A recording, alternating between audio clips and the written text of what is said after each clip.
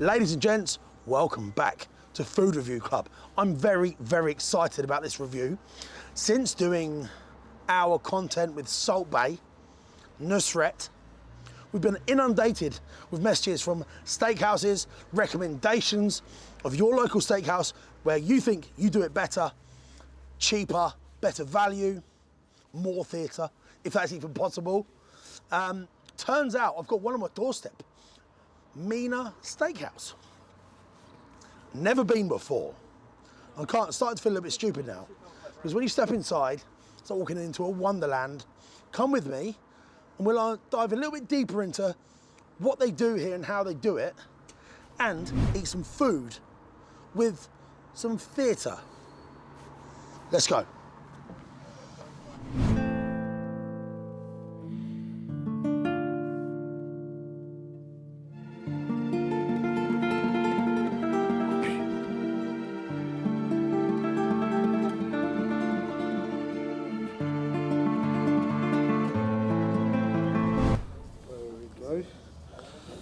Look at this. We've got the atomic wings just in the middle there. Did you say atomic? Atomic wings, we do. And then you've got your bite-sized burgers, signature cloud. You have the Ribs, lamb and chops. also the lamb chops as well.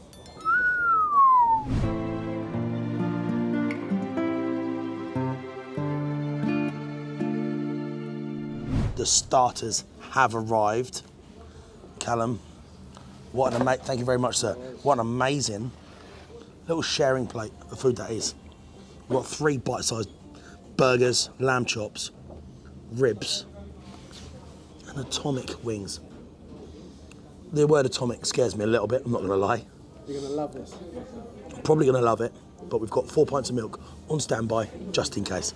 Now let's dive into one of these, shall we? With the pink one, we've got the cheese oozing out the side. Very soft little delicate bun.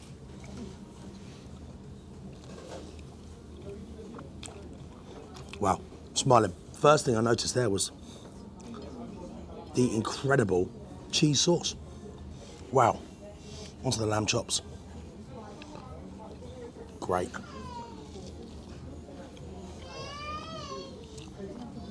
Beautifully seasoned ribs. Let's go.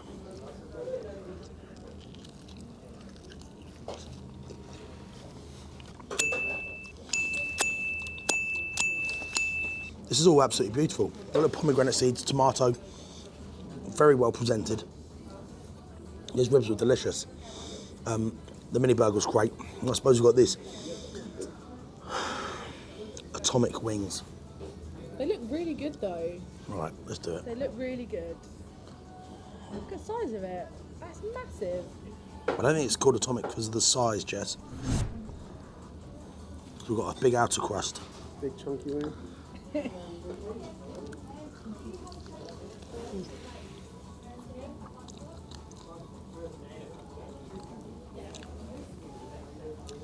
The chef said they were very hot.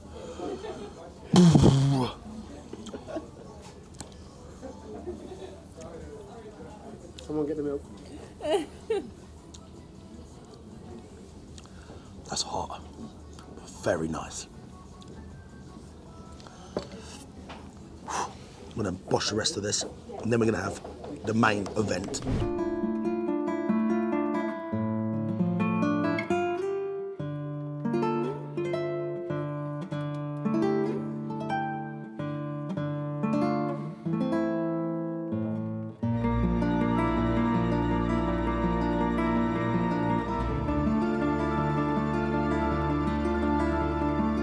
And there we have our gold steak. I've been publicly dubious about this type of thing, but when you actually read into it a little bit, it's a bit of fun. There's theatrics to all of this so far today. There's a bit of drama, and maybe the rise of places like this is because they're so Instagrammable, is because they're so beautiful, and they separate themselves from average restaurants. You're coming out to get more of an experience. But none of that matters unless the meat and the food tastes great. I'm gonna open this up to you guys. Get in the comments and do you agree? Straight up stupidity marketing genius, or some light-hearted foodie fun? Let's go. Time to dig in to the Gold Tomahawk.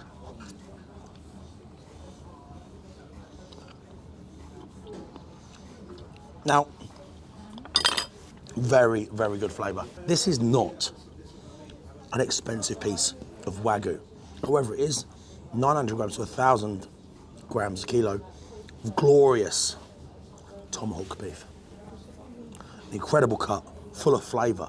Because it's not Wagyu, you haven't got that butter, soft tenderness, but you do know you're eating a good quality steak. The flavour is there, that flame grilled nature to it. It feels really funny eating a piece of meat with gold on it. Can you taste it? You can't taste anything. It's flavourless. But how much fun is it? Right, let's tuck into some and try some of this food. Onion rings, save them for Jess. Regular French fries, got some dips here. Wow.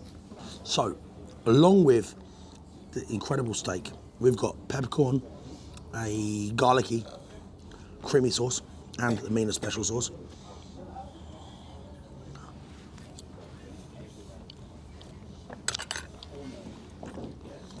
Very, very nice. I've actually gone about cooking this steak in a really unique way. Obviously, I've got, look at this gallon, I've got this incredible thick butter on top, which has got like a butter sauce underneath even. And they've cut the tomahawk right through the middle. They've infused these cuts with butter inside it, so it's rich and flavoursome. And the look and feel of the restaurant is obviously tailored to a certain market.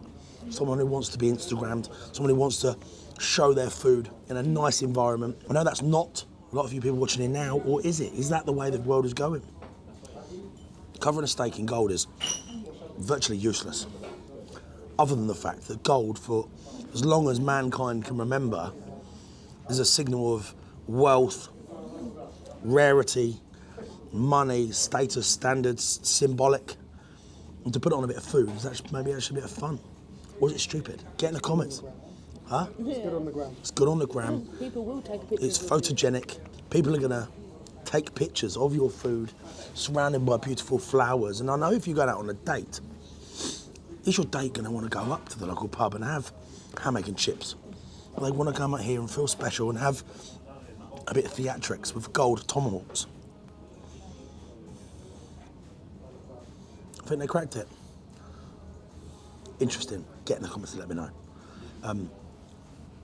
Price point, depending on weight, these go for about 150 to 200 quid. It's a big piece of meat. Would probably feed 3 or 4 people. Or if you're particularly hungry, you bosh it in yourself. But if you're on a date though, you're probably gonna have this shared or a smaller one. A few moments later. Wow. As you can see, we have boshed our way through that steak. What a huge piece of meat.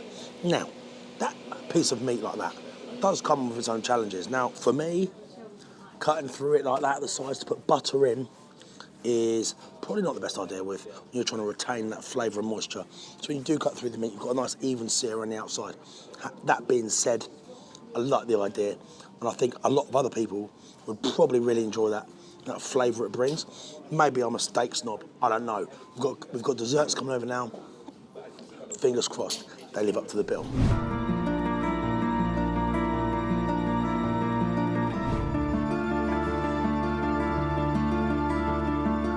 You know when you can't decide what to order, you have to get a bit of everything. Brownie, that's got to be one of the biggest brownies I've ever seen. So juicy in the middle. Juicy? Chocolatey. And this red velvet cake looks absolutely stunning. He explained what this was, but I still don't get it. We've got tutti frutti, ice cream, loads of different nuts inside, nice, fresh, appetising dessert. Now let's just get in with this. This one here is really, Look at the layers. look at that layers. Mary Berry would be proud of that.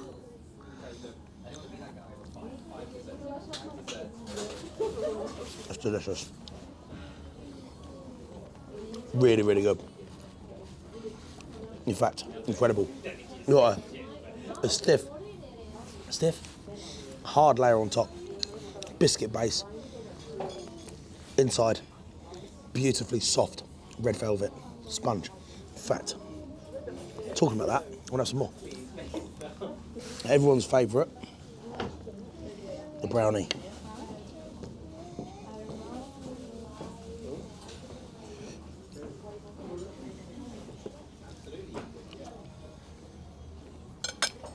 Hot brownie. That's like a hybrid brownie between a brownie and a cake. It's got positives from both. Wicked size, great chocolatey flavour, not too overpowering, and yet again it looks great. This one here is kind of weird. It looks like if you asked a 3-year-old to make dessert, this is what they come back with. And actually, with the dessert, a bit of fun, I don't mind it. Fruit, tutti frutti, nuts, ice cream, sauce,